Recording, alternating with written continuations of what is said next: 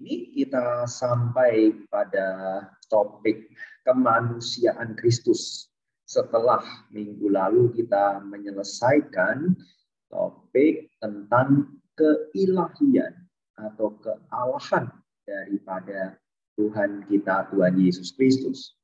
Dan kiranya kita sudah betul-betul memahami, bahkan kiranya Roh Kudus bekerja meyakinkan kita semua di dalam hati kita bahwa Yesus Kristus Tuhan kita sungguh-sungguh adalah Allah yang sejati, sehingga dengan keyakinan itu kita boleh menyerahkan diri kita untuk percaya.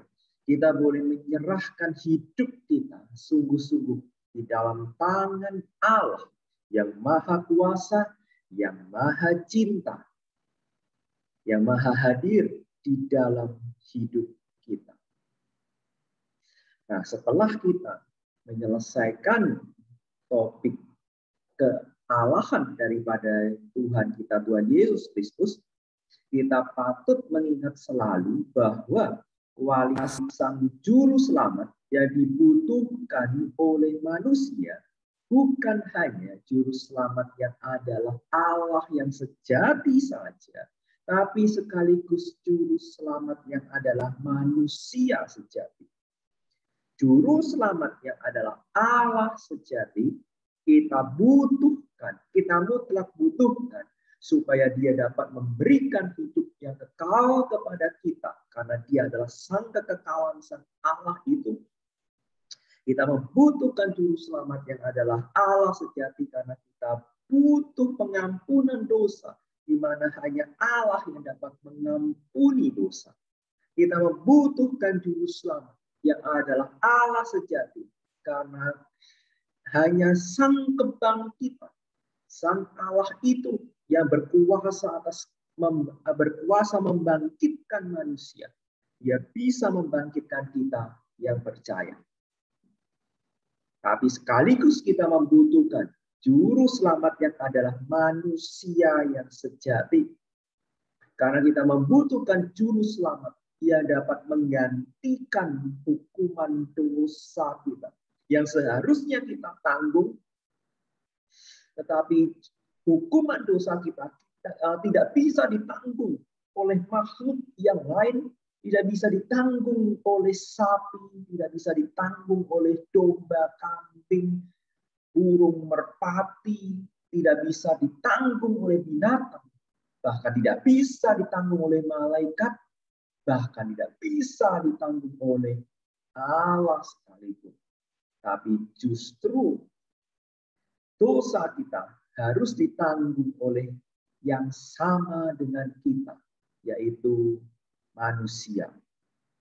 Oleh sebab itu, Juru Selamat yang kita butuhkan adalah manusia yang sejati pula. Juru Selamat yang kita butuhkan juga adalah Juru Selamat yang sanggup memahami kita, kelemahan-kelemahan kita, karena keterbatasan kita. Karena dia adalah manusia, karena Yesus Kristus adalah manusia, dia adalah Juru Selamat yang memahami kita sepenuhnya. Memahami pergumulan kita, memahami kelemahan kita, memahami kesedihan manusiawi kita, memahami kehilangan kita, memahami ketika kita dikhianati betapa sakitnya, memahami penderitaan, memahami kemiskinan kita. Itu ada Juru Selamat yang sanggup menyelamatkan kita dan berjalan bersama-sama dengan kita di dalam seluruh dan segala pergumulan, keadaan, peristiwa, dan musim kehidupan kita. Karena dia adalah Juru Selamat yang adalah manusia sejati. Juru Selamat yang adalah Juru Selamat yang kita butuhkan sekaligus juga adalah Juru Selamat yang sanggup mati bagi kita. Karena dia harus mati bagi kita, maka dia harus manusia sejati. Inilah dua kualitas juru selamat, penebus yang kita butuhkan di dalam Tuhan kita, Tuhan Yesus Kristus. Puji Tuhan, syukur kepada Allah, kita memiliki juru selamat yang adalah Allah sekaligus manusia. Nah, pada hari ini kita akan melihat kemudian bukti-bukti bahwa dia adalah manusia yang sejati. Kita sudah diyakinkan dengan bukti-bukti di dalam Alkitab yang penuh tersebar di mana-mana bahwa Yesus adalah Allah yang sejati. Kita akan melihat pula pada hari ini Yesus adalah manusia sejati. Bukti-bukti di dalam Alkitab pula bahwa dia adalah manusia sejati. Sehingga kita boleh yakin bahwa juru selamatnya kita miliki punya kedua hakikat, kedua natur ini sama penuhnya, sama sejatinya, 100% Allah, 100% manusia. Semua tindakan, perbuatannya, hidupnya, perkataannya membuktikan bahwa dia adalah Allah sejati, sekaligus juga membuktikan bahwa dia adalah manusia yang sejati. Mari kita berdoa sebelum kita masuk di dalam materi ini. Bapa di surga, kami mau belajar. Kiranya Engkau menolong kami untuk memahami sebuah misteri yang besar bahwa penebus juru selamat yang kami miliki, Tuhan kami, adalah Allah sejati dan manusia yang sejati. Tolong kami limpahkan hikmat-Mu sehingga kami dapat sungguh memahami kedua hakikat ini dengan baik, dengan benar, dengan tepat.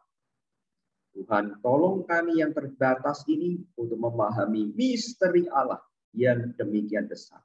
Di dalam satu nama Tuhan kami, Tuhan Yesus Kristus, Sang Allah sejati, Sang manusia sejati, kami berdoa.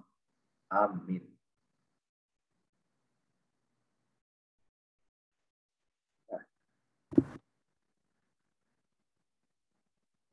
Apa tujuan kita ya untuk kembali memahami topik tentang kemanusiaan Kristus? Tidak lain dan tidak bukan sama dengan ketika kita mencoba meyakini bahwa dia adalah Allah yang sejati, maka tujuan kita meyakini bahwa Yesus adalah manusia yang sejati, yaitu supaya kita sungguh-sungguh diyakinkan bahwa dia adalah satu-satunya Tuhan dan penebus. Satu-satunya Tuhan dan Juru Selamat. Kualitas Tuhan dan Juru Selamat sekali lagi tergantung pada hakikat bahwa dia adalah manusia sejati dan Allah sejati. Hakikat atau natur adalah sebuah sifat dasar daripada sesuatu yang membuat sesuatu itu sesuatu. Wah, apa maksudnya? Ketika kita mengatakan bahwa kita adalah manusia, saya manusia, si A manusia, si B manusia, si C manusia, maka ada sebuah sifat dasar yang membuat kita semua, baik itu saya, A, B, C, yang tadi kita sebut itu manusia, itu memiliki sifat dasar apa? Nah, itulah yang disebut hakikat. Umpamanya, manusia itu makhluk jasmania dan rohania.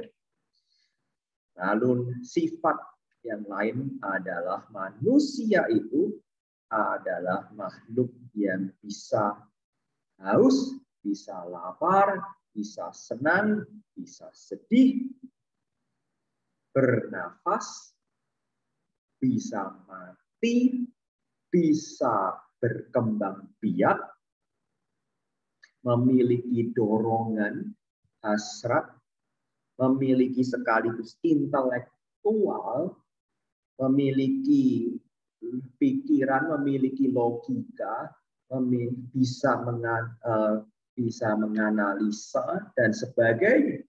Nah, itu kita sebut adalah sebuah makhluk yang memiliki semua sifat dasar itu, semua hakikat itu, maka kita sebut manusia. Kita sebut manusia. Bisa bergerak juga, ya misalnya. Oleh sebab itu ketika ada penyakit misalnya stroke berat ya yang membuat manusia itu kemudian lumpuh total sekian lama, tidak bisa bergerak. Nah, maka di dalam istilah kedokteran itu disebut vegetatif. Nah, yaitu artinya seperti tanaman, seperti tumbuh-tumbuhan saja. Manusia itu tidak bisa bergerak. Manusia itu hanya bisa makan, masih bisa mengolah makanan dengan sistem pencernaannya, masih bisa hidup, tapi dia tidak bisa kemudian bergerak lagi. Dia tidak punya fungsi ya untuk bergerak lagi. Nah, itu berarti kemudian sama dengan tumbuh-tumbuhan yang memang hidup, kemudian bisa memproses makanan, tapi tidak bisa kemana-mana, tidak bisa bergerak tumbuh-tumbuhan itu. Nah, oleh sebab itu disebut kondisi stroke berat itu yang membuat manusia itu lumpuh, itu disebut vegetatif. Nah, kembali berarti hakikat manusia yang sejati seharusnya itu mengharuskan manusia bisa bergerak. Nah, ini adalah sebuah sifat dasar hakikat manusia. Nah, jadi apa yang menyatukan semua manusia, sifat-sifat itu, ketika Yesus Kristus disebut manusia sejati, dia memiliki semua sifat daripada manusia yang sejati itu. Kembali saya nyatakan bahwa tujuan kita adalah meyakini bahwa keselamatan kita tidak ada di dalam siapapun juga selain di dalam Yesus. Sebab di bawah kolong langit ini tidak ada nama lain yang diberikan kepada manusia yang olehnya kita dapat diselamatkan kecuali nama Yesus.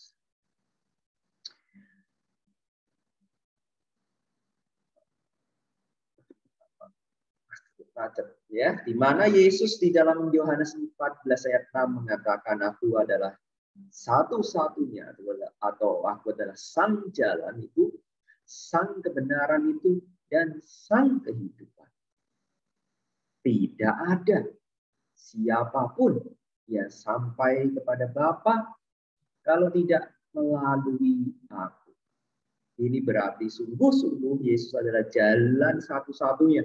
Tidak ada lagi yang bisa sampai kepada Bapa kalau tidak melalui aku. Yesus berarti adalah satu-satunya jalan keselamatan. Persis sama dengan Kisah Rasul 4 ayat 12, Yohanes 14 ayat 6 mengatakan itu, demikian juga Yohanes 17 ayat 3, bahwa hidup yang kekal, keselamatan itu, hidup yang kekal itu adalah bahwa kita mengenal Allah yang benar, Allah Tritunggal di dalam dan melalui Sang Putra pribadi kedua, Yesus Kristus yang menyatakan dirinya dan membuat Allah Tritunggal itu dapat dikenal melalui inkarnasi kedatangan daripada Sang Anak Yesus Kristus ini. Nah, ketika bicara kemanusiaan Tuhan Yesus, maka kita melihat di sini bahwa inkarnasi atau kedatangan Yesus, atau kalau mau letter luck atau sungguh sesuai dengan arti katanya, inkarnasi berarti menjadi daging. Inkarna, in itu di dalam atau menjadi, karena adalah daging. Oleh sebab itu kita mengenal istilah manusia yang menyukai daging atau makhluk yang menyukai daging, yang makanannya adalah daging, disebut karnivora. Ya, karna. Ya.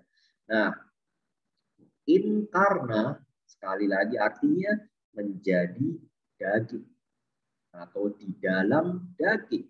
Nah, ketika sang firman yang kekal itu, sang logos itu, pribadi yang kedua dari Allah Tritunggal itu di dalam daging atau inkarna, nah inilah yang disebut inkarnasi. Inkarnasi ini bersifat soteriologis atau berkaitan erat dengan keselamatan kita. Berkaitan erat dengan tindakan Allah menyelamatkan umatnya. Tidak ada tujuan yang lain yang lebih utama daripada tindakan Allah menjadi daging selain daripada untuk menyelamatkan manusia. Untuk menggantikan hukuman manusia. Untuk mati bagi manusia. Untuk menyatakan kepada manusia bahwa siapa Allah yang benar dan bagaimana Allah itu menyelamatkan manusia karena manusia tidak bisa menyelamatkan dirinya sendiri. Inilah yang disebut soteriologis, yaitu kedatangan Allah menjadi manusia itu berkaitan dengan keselamatan kita. Soter itu adalah selamat, ya, soteria selamatan, ilmu atau studi atau kajian tentang keselamatan atau doktrin tentang keselamatan itu soteriologi. Nanti kita akan memasuki itu di semester depan, ya, semester selanjutnya tentang soteriologi. Jadi tugas Kristus sebagai penebus dan pengantara antara manusia dengan Allah ini sangat ditentukan baik oleh kealahannya maupun juga oleh kemanusiaan. Sudah berkali-kali, ya, sejak dari awal Bapak menegaskan poin ini. Nah, mari kita kemudian melihat bukti-bukti dari Alkitab, ya, bahwa dia adalah manusia. Yang pertama adalah Yesus jelas dikandung oleh seorang manusia. Yesus dikandung oleh seorang perawan Maria. Nah, ini nanti kita melihat di topik selanjutnya tentang kelahiran dari seorang perawan. Jadi ketika dia dilahirkan, dikandung oleh seorang perawan, seorang wanita, seorang gadis muda yang tidak pernah berhubungan seksual, yang belum menikah sama sekali, maka ketika Yesus dikandung oleh perawan Maria, maka kandungannya ini menegaskan kedua naturnya, yaitu memang dia adalah manusia yang dikandung oleh seorang manusia, tapi sekaligus juga kejadiannya adalah kejadian yang sungguh dan paling dahsyat dan ajaib, yaitu Roh Kudus, Roh Allah yang kemudian menaungi Maria dan membuat Maria itu mengandung Allah. Nah, jadi kandungannya ini sekali lagi dan sekaligus membuktikan bahwa Yesus adalah Allah yang sejati, di mana kejadiannya bukan karena persetubuhan atau perkawinan daripada dua manusia, Yusuf dan Maria, bukan, tetapi dari Roh Kudus yang menaungi Maria, dan Roh Allah itu yang masuk dan bekerja sedemikian rupa di dalam kandungan Maria, sehingga kemudian menimbulkan embrio, dan embrio itu bertumbuh terus menjadi janin di dalam kandungan Maria. Janin ini adalah manusia sejati, tapi sekaligus juga Allah yang sejati. Bayi janin ini bukan hasil, sekali lagi, perkawinan daripada manusia atau hubungan seksual manusia, tetapi dari Allah, tetapi sekaligus juga adalah manusia yang sejati. Nah, lalu Yesus juga memiliki silsilah yang dicatat di dalam Matius dan Lukas. Jelas memiliki silsilah adalah sebuah sifat dasar manusia. Hakikat daripada manusia itu, setiap dari kita punya silsilah. Punya dari siapa kita dilahirkan. Lalu kemudian dikatakan di dalam Lukas pasal 2 ayat 40 dan 52 bahwa di situ dikatakan Yesus bertumbuh baik di dalam besarnya, perawatan fisiknya, maupun juga bertumbuh di dalam hikmatnya.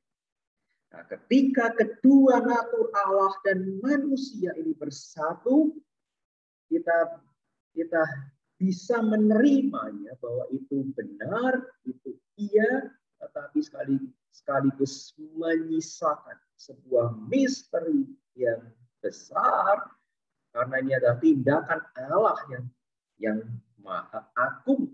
Ini adalah rencana Allah yang maha mulia. Ini adalah tindakan daripada Allah yang maha kuasa. Maka ini menyediakan sebuah misteri yang besar. Bagaimana Allah yang hikmatnya tidak terbatas menjadi manusia yang terbatas, bertumbuh sebagai seorang bayi, anak-anak, remaja, sampai menjadi pemuda dewasa yang bertumbuh di dalam hikmat. Nah, ini adalah misteri tentu saja, di mana kita meyakini bahwa dia tidak pernah kehilangan sedikit pun kealahannya ketika dia menjadi seorang manusia. Ya, Allah itu seperti memang kemudian membatasi dirinya di dalam tubuh manusia, di dalam kondisi manusia yang sejati, tanpa kehilangan kualitas sama sekali. Kualitas kealahannya sama sekali. Nah, itu tentu kita bisa kemudian bayangkan atau ilustrasikan dengan seperti seorang yang kaya raya. Seketika itu kemudian dia itu ingin mengalami atau kemudian dia itu mencintai seorang gadis yang sangat miskin, tinggal di bawah kolong jembatan misalnya.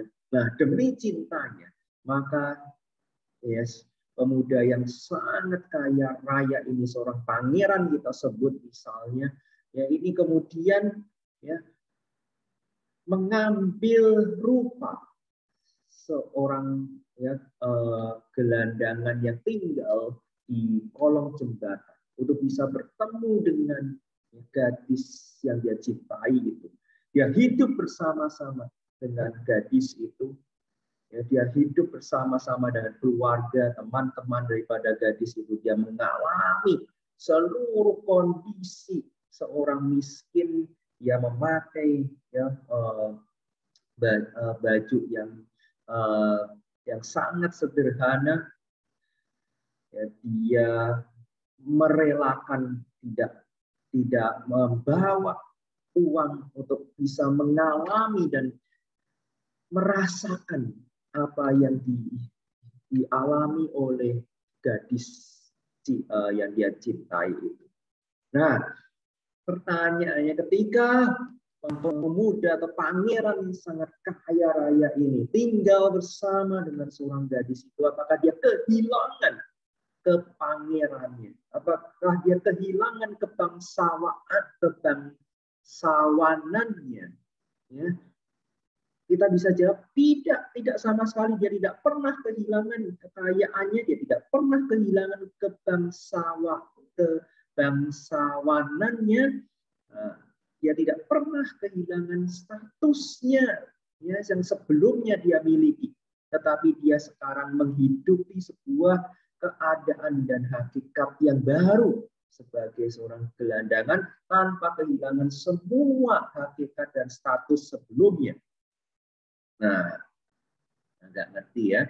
Nah, bisa membayangkan kira-kira ketika Allah itu menjadi daging, mengambil rupa seorang manusia, dia tidak pernah kehilangan kealahannya sedikit pun, tetapi dia mengalami dan menjalani semua situasi, kondisi, keterbatasan seorang manusia. Contoh yang kedua, kita bisa bayangkan pula umpamanya seorang pemain bola yang terkenal, misalnya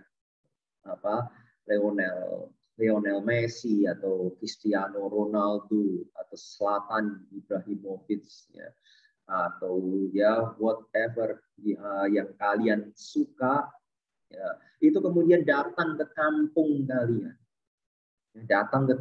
kalian dan bermain bola bersama-sama dengan kalian semua di kampung itu. Nah, maka ketika dia mau bermain bola untuk ya seseruan ya untuk seru, apakah dia kemudian mengeluarkan ya semua kemampuannya sebagai seorang Messi atau seorang Ronaldo atau seorang Zlatan. Nah, kalau dia betul-betul mengeluarkan semua kemampuannya, ya, maka tentu nggak seru lagi. Permainan bola itu nggak seru lagi. Ya, kalian ya di kampung itu akan ya dibantai 100-0 misalnya. Ya, tidak seru sama sekali. Ya, tapi kalau supaya permainan itu menjadi seru, maka kemudian ya, pesepak bola yang sangat ya, luar biasa itu harus kemudian membatasi dirinya. Ya, seolah-olah dia itu sama dengan kalian di kampung itu kemampuan. Sekali-sekali dia menunjukkan kualitasnya memang. Ya, oh dia bisa begini, dia bisa begitu. Ya, tapi kemudian dia kembali membatasi. Ya, seakan-akan dia tidak bisa ini, seakan-akan dia tidak bisa itu, supaya permainan bola itu ya berlangsung dengan baik dan menjadi seru. Ya, nah, kalian bisa bayangkan lagi nih contoh-contoh yang lain, seorang pemain NBA, ya, pemain basket di Amerika, umpamanya LeBron James, ya, Giannis Antetokounmpo, atau ya siapa saja tadi yang kalian suka, kalian sebut, Michael Jordan lah, ya, sebagainya. Nah, ketika datang ke kampung kalian bermain basket sekali lagi, ya, pemain NBA itu harus ya, membatasi kemampuan. Ketika dia menunjukkan seluruh kemampuan basketnya, ya tidak seru lagi. Ya, semua dari kalian akan dilewati, ya dia apalah namanya begitu ya, dipermalukan bisa. Ya, seperti kalian dia bisa apa-apa. Tetapi kalau dia itu memang mau bermain basket dengan kalian, dia kemudian membatasi dirinya. Ya, dia akan lebih banyak passing, mengoper ya ke kalian begitu ya. Nah, sekali-sekali dia menunjukkan kualitasnya. Nah, pertanyaannya sekali lagi, ketika dia membatasi dirinya menjadi sama seperti pemain kampung, nah maka pertanyaannya, apakah dia kehilangan kualitasnya ya sebagai pemain sepak bola tadi ya, kalau contoh pemain sepak bola atau pemain NBA? Tidak sama sekali, bukan. Dia tidak pernah kehilangan kualitasnya, tetapi dia memang kemudian di dalam suatu kurun waktu dia membatasi dirinya sedemikian rupa supaya dia menjadi sama dengan kita. Nah, itulah kira-kira ya, tentu saja apa yang dilakukan oleh Tuhan Yesus ya, lebih besar, lebih misterius daripada ya gambaran itu, tetapi sedikit banyak gambaran itu bisa mengilustrasikan bagaimana Yesus ketika menjadi manusia atau Sang Logos itu pribadi kedua dari Allah Tritunggal, Sang Logos itu, Sang Firman hidup itu, ketika menjadi manusia, dia tidak pernah kehilangan sama sekali kualitas Allahnya, tetapi di dalam kurun waktu tertentu dia menjadi terbatas demi kita. Ketika dia menjadi manusia, dia mengalami dan menjadi sama dengan kita, respon fisiknya tubuh manusianya sama, di mana dia bisa mengalami lapar, yaitu tercatat di dalam Matius 4 ayat 2, dia bisa mengalami haus. Ketika dia disalib, dia mengatakan, aku haus. Ya. Di Yohanes 19 ayat 28, ketika dia juga bertemu dengan perempuan di pinggir sumur, dia juga mengatakan, berilah aku minum. Ya, dia haus di tengah terik matahari siang hari yang panas di padang gurun Israel. Lalu dia mengalami kelelahan, dia mengalami ketakutan. Ya, di Taman Getsemani dia mengatakan, aku sangat takut seperti mau mati rasanya. Dia menderita secara fisik, dia benar-benar mengalami kesakitan ketika dia dicambuk, ketika tubuhnya robek oleh karena cambukan itu. Karena cambuk di zaman Romawi itu dimaksudkan untuk menyiksa. Yaitu jadi di ujung cambuk itu ada kait besi ya, yang seperti pancing tapi mungkin lebih besar, lebih karatan begitu ya, sehingga kemudian ketika dicambukkan ya, ujung yang tajam itu menancap di tubuh. Ketika cambuk itu ditarik, tubuh itu robek, seperti tubuh itu pecah. Itulah Yesus kemudian mengatakan, inilah tubuhku yang kupecahkan bagimu. Karena memang tubuhnya pecah, tubuhnya robek di sana sini. Dia menderita itu sungguh-sungguh, dia kesakitan, dia mati. Lalu dia mengalami realitas hakikat manusia yang sempurna, ya, sebagai sosok yang fisik. Ya, oleh sebab itu 1 Yohanes 1 ayat yang pertama, Yohanes menuliskan apa yang telah ada sejak semula, yang telah kami dengar, yang telah kami lihat dengan mata kami. Ya, perhatikan, dilihat dengan mata kami, yang telah kami saksikan, dan yang telah kami raba, kami sentuh dengan tangan kami tentang firman hidup. Nah, firman hidup adalah logos yang kekal. Ini Yohanes sedang menuliskan kedua hakikat Yesus. Logos yang kekal itu, firman hidup itu telah kami dengar, telah kami lihat, telah kami dengar suaranya, telah kami lihat fisiknya, bahkan telah kami sentuh tubuhnya. Itulah yang kami tuliskan kepada.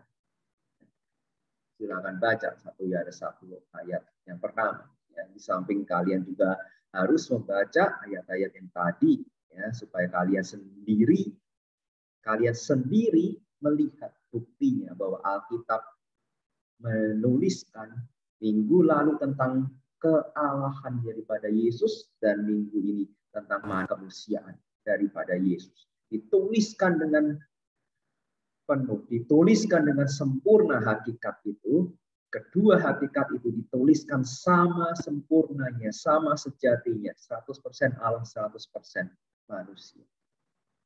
Nah, di dalam konteks budaya Yunani pada saat itu, maka indera sentuhan itu dianggap sebagai indera yang paling kuat untuk membuktikan bahwa sesuatu itu fisik, sesuatu itu ada. Sesuatu itu sungguh-sungguh real, sesuatu itu sungguh-sungguh nyata. Karena kalau hanya didengar, maka seringkali kita bisa mengatakan, aku dengar ini, kamu kok nggak dengar? Ya, nah, pendengaran kita bisa tidak sama. Tapi kemudian kalau kita juga saksikan, ternyata juga apa yang kita saksikan bisa merupakan ilusi optik saja, misalnya. Kalau kita saksikan fata morgana, kita yakin itu kita yakin itu ada. Itu saya lihat ada air di sana. Ayo kita minum ke sana. Ketika kita mendekati, air itu kok makin jauh lagi. Kita berlari lagi cepat-cepat. Tuh air itu makin jauh lagi. Nah, akhirnya kita tahu, air itu ternyata tidak nyata. Ya, kalau kita hanya mengandalkan penglihatan. Pendengaran tidak bisa diandalkan. Penglihatan juga bisa menipu kita. Nah, bagi orang Yunani apa yang pasti? Oh, ini sentuhan. Kalau kita bisa sentuh, saya bisa sentuh, bisa angkat gelas ini. Nah, ini berarti gelas ini sungguh-sungguh ada. Saya bisa menyentuhnya. Saya bisa meminumnya.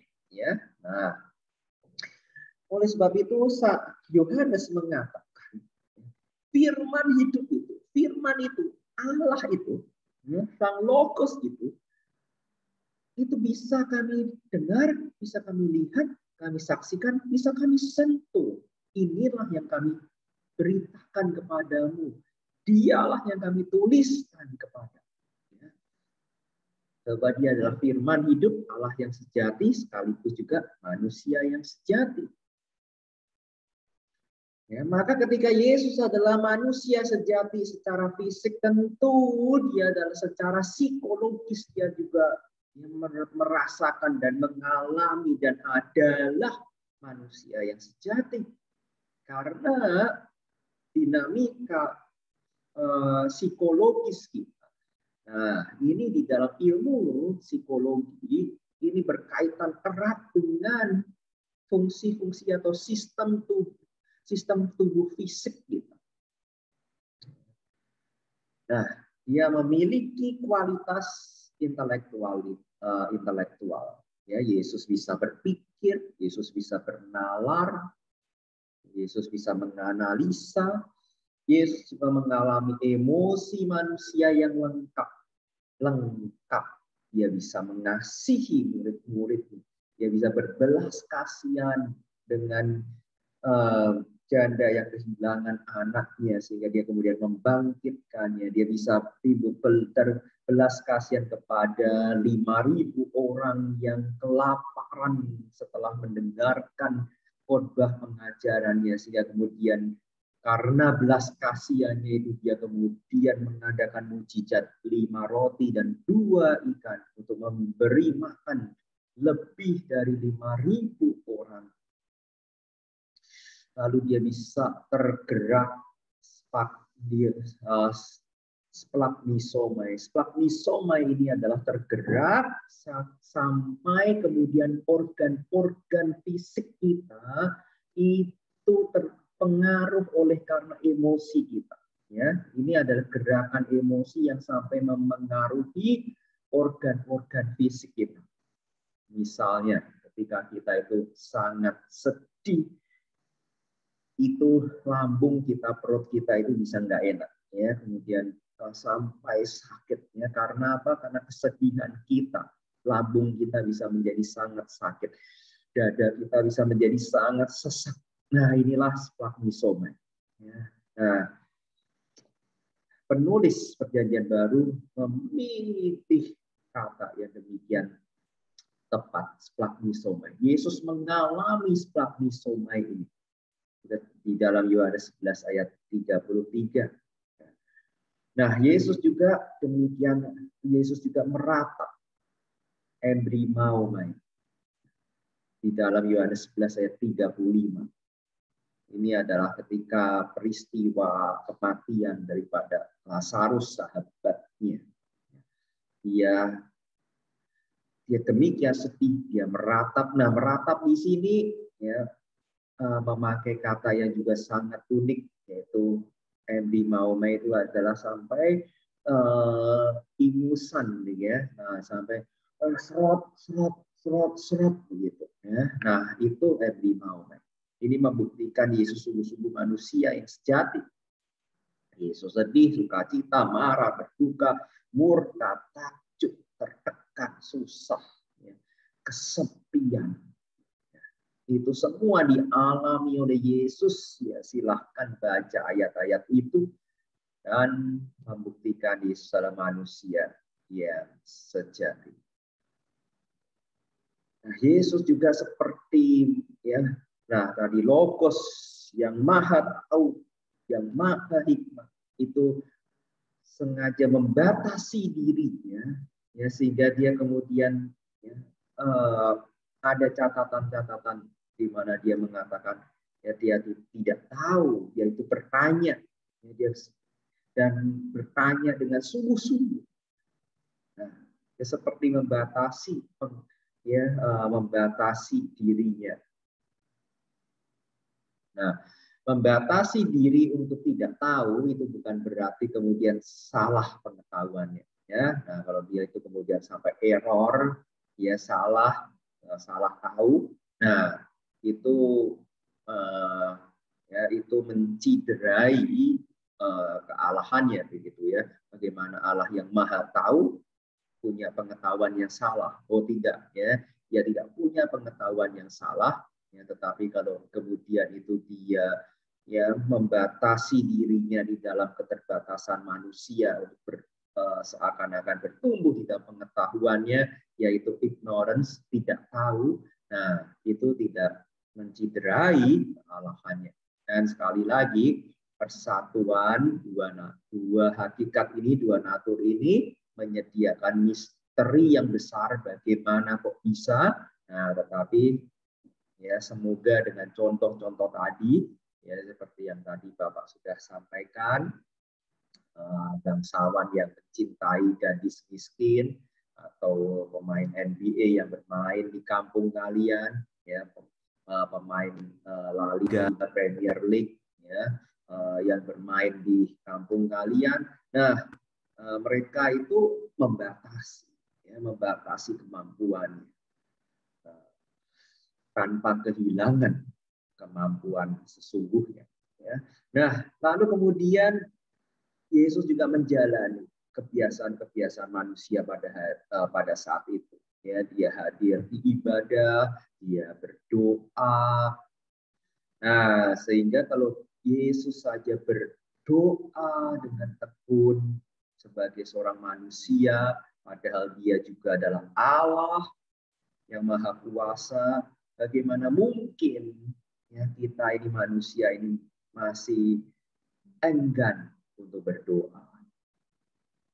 Kita malas untuk berdoa.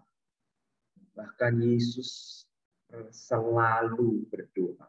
Ya, itu kita bisa lihat dari mana? Dari Markus pasal 1. Ya, Markus pasal 1 ayat 35. Ya, Markus pasal 1 ayat 35 dikatakan di sana, pagi-pagi benar waktu hari masih gelap, ia bangun dan pergi keluar. Yesus pergi ke tempat yang sunyi dan berdoa di sana. Kalau kalian perhatikan tenses atau tata bahasa aslinya, maka Ini adalah present continuous tense, di mana menyatakan ya pagi benar, waktu hari masih gelap, Yesus selalu atau punya kebiasaan bangun. Yesus selalu pergi keluar. Yesus selalu pergi ke tempat yang sunyi. Yesus selalu atau biasa berdoa. Nah, jadi Yesus saja pagi-pagi ketika hari masih gelap, dia selalu menyediakan waktunya untuk berdoa, bertemu dengan Sang Bapa pribadi pertama dari Allah Tritunggal itu. Dia berdoa, dia bersekutu. Siapakah kita yang sering menghindari persekutuan dengan Allah? Terminologi yang di bawah itu adalah maksudnya adalah istilah-istilah di mana Yesus yang mengistilahkan dirinya atau penulis Perjanjian Baru mengistilahkan dirinya sebagai anak manusia atau tindakan-tindakan yang manusiawi. Nah, tapi kemanusiaan Yesus adalah di mana Yesus adalah manusia yang tidak berdosa. Nah, Yesus jelas ini menimbulkan pertanyaan ya, apakah Yesus dapat berdosa? Nah, tidak ada catatan ya yang kemudian secara eksplisit mengatakan apakah dia tidak dapat berdosa atau dapat berdosa. Tetapi yang eksplisit ya yang sangat jelas adalah di dalam ayat-ayat 1, 2, 3, 4, 5, 6, 7 maupun juga di dalam seluruh kehidupannya dan kesaksian orang-orang lain yang lebih daripada 7 ayat itu menegaskan bahwa Yesus tidak berdosa. Ya, Yesus tidak pernah berdosa. Yesus tidak berdosa. Apakah bisa berdosa atau tidak bisa berdosa, ini menjadi sebuah kemudian perdebatan dan spekulasi teologi sampai dengan hari ini. Ya, teolog-teolog masih terus memperdebatkan ya dan mengemukakan ya dasar dari hal ini, dari ayat ini, ayat itu, ya apakah dia bisa berdosa atau tidak bisa berdosa. Ya, tapi yang jelas adalah Yesus tidak berdosa. Yesus tidak pernah berdosa. Nah, disaksikan pula oleh orang-orang lain. Istri Pilatus mengatakan dia orang benar, penjahat yang di sebelah Tuhan Yesus juga mengatakan ya dia tidak punya kesalahan seperti kita yang harus disalibkan. Yudas juga mengatakan ya ketika mengembalikan uang itu ya kepada orang-orang Farisi bahwa dia merasa berdosa sudah menyerahkan darah orang tidak berdosa. Nah, Yesus mengklaim ya bahwa dirinya tidak berdosa. Yesus mengajarkan para murid untuk mengakui dosa. Ya, jikalau engkau berdoa, berdoalah demikian. Ya Bapa kami di surga, dikuduskanlah namamu, datanglah kerajaanmu, ya jadilah kehendakmu di bumi seperti di surga. Berilah kepada kami hari ini makanan kami yang secukupnya, dan ampunilah kesalahan kami seperti kami juga mengampuni orang yang bersalah kepada kami. Tapi ini adalah Yesus mengajarkan muridnya untuk berdoa.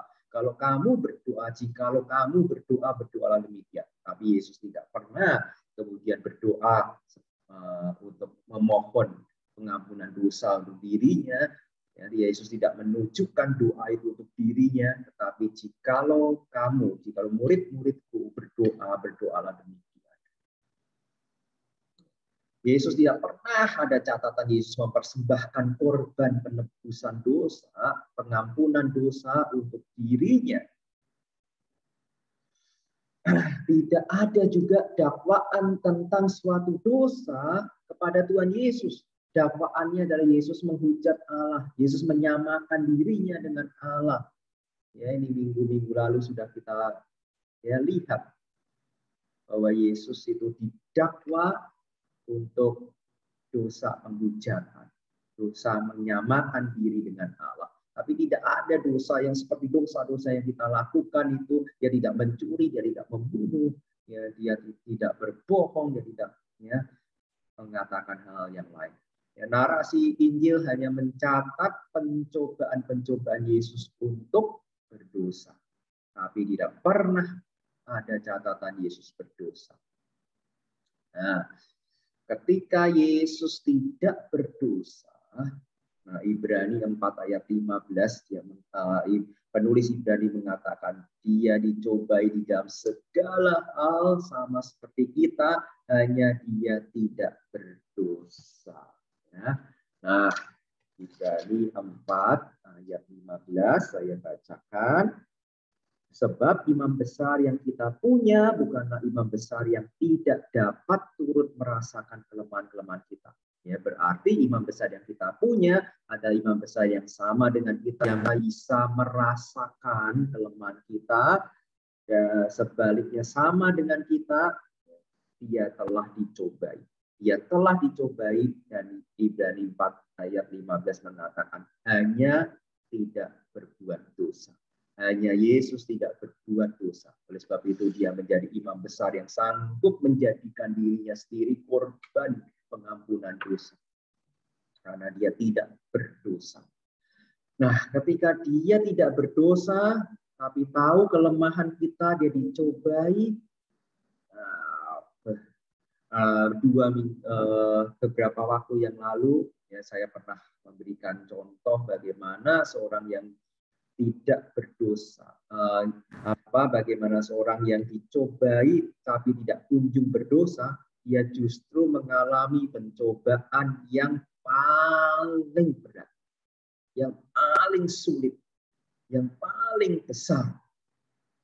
Ya, saya memberikan contoh, umpamanya kalau kalian berusaha menjatuhkan teman kalian, maka pertama kalian coba, kalian tiup sekencang-kencangnya, dia tidak jatuh. Kalian dorong, dia tidak jatuh. Ya, kalian dorong lagi lebih keras, dia masih tidak jatuh. Kalian jegal, tidak masih jatuh. Kalian keroyok, ya, banyak orang untuk membuat dia jatuh.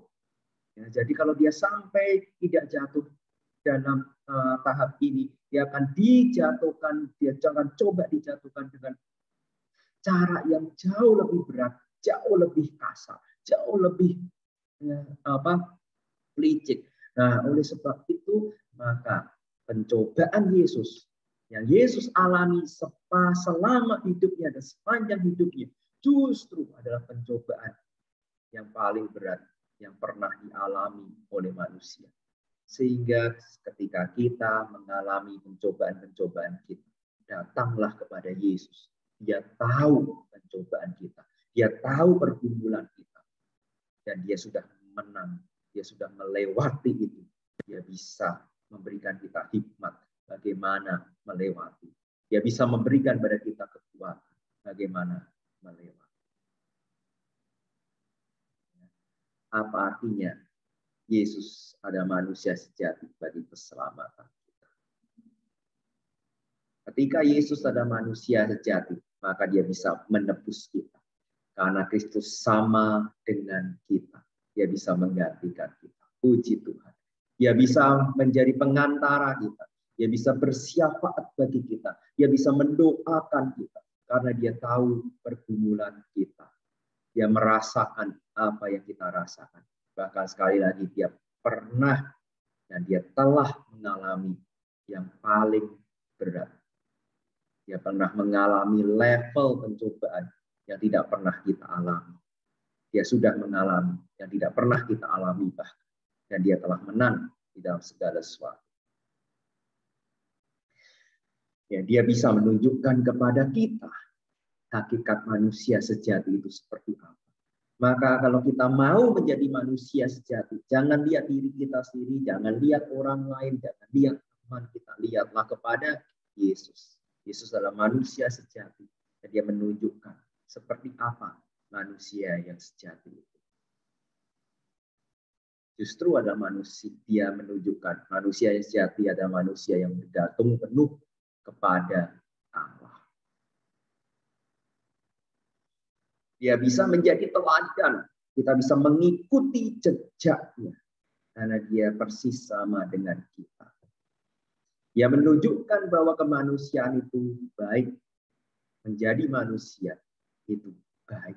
Menjadi manusia itu adalah menjadi gambar dan rupa Allah. Dan Yesus menunjukkan dia adalah Allah yang sejati. Yang menunjukkan gambar dan rupa manusia yang sejati adalah gambar dan rupa Allah itu. Yang sungguh amat baik. Yang bisa mencintai manusia yang lain. Sedemikian rupa agung dan mulia. Yang bisa menjaga kekudusan hidupnya. Teladan Yesus. Dan bahwa Yesus menjadi manusia berarti menunjukkan Allah bersedia menjadi manusia. Allah bersedia hidup bersama-sama dengan kita. Allah bersedia berjalan bersama dengan kita. Dia adalah Immanuel. Immanuel. Allah yang bersama-sama dengan kita. Luar biasa agungnya rahasia ilahi ini. Bahwa Yesus menjadi manusia, memberikan kepada kita kehangatan hati, memberikan kepada kita kekuatan, memberikan kepada kita kesegaran rohani, memberikan kepada kita keselamatan. Minggu depan kita akan masuk di dalam unipersonalitas. Mari kita berdoa. Bapa di surga, terpujilah Allah yang menjadi manusia. Sehingga kami dapat menemukan keselamatan kami yang sejati di dalam Tuhan kami, Tuhan Yesus Kristus. Karena Engkau adalah Allah yang sejati dan manusia yang sejati. Engkau dapat menjadi Tuhan dan Juru Selamat kami. Engkau dapat kami sembah. Dan Engkau dapat Engkau dapat kami teladani. Engkau dapat menjadi teladan kami. Tuhan, tolong kami untuk hidup makin seperti Yesus Kristus, Tuhan dan Juru Selamat kami. Terima kasih Tuhan, kami menyerahkan hidup kami, diri kami sepenuhnya kepada Tuhan Yesus, yang adalah Allah sejati yang dapat kami sembah, yang adalah manusia sejati yang dapat kami ikuti jejak. Dan puji Tuhan, Engkau mengalami semua pergumulan keadaan kami, musim-musim hidup kami, sehingga kami dapat datang kepada Dikau ketika kami punya segala pergumulan hidup kami pada saat ini. Kami mau datang kepada, kami serahkan kepadamu seluruh pergumulan kami, karena Engkau telah mengalaminya. Engkau tahu bagaimana menjalaninya. Engkau telah menang. Terpujilah Tuhan kami, Tuhan Yesus Kristus. Terpujilah Allah Tritunggal sekarang sampai selama-lamanya. Amin. Tuhan memberkati. Selamat bertemu di minggu berikutnya di dalam tema unipersonalitas. Tuhan memberkati. I love you all. God bless you all.